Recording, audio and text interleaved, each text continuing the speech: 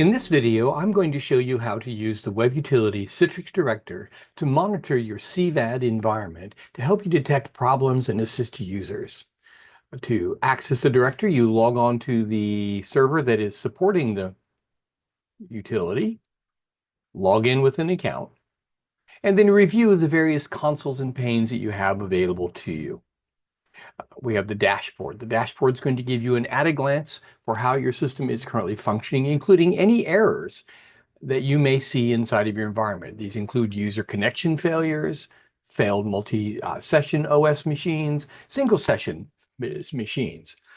You can see the number of sessions you have connected and logon issues. You might also want to view how your hypervisor is functioning and your Citrix CVAD infrastructure.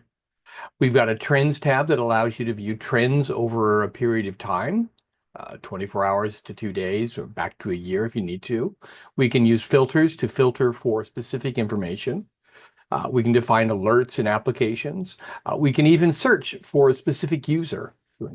Search for, say, HR1 on the system. This will allow us to focus in on what that particular user is currently using. And this will take us into an applications activity manager.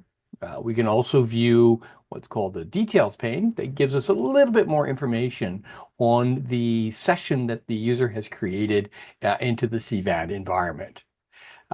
This is just an overview of the Citrix Director. It's a much more comprehensive tool. So I hope to see you in another demonstration where we'll view that.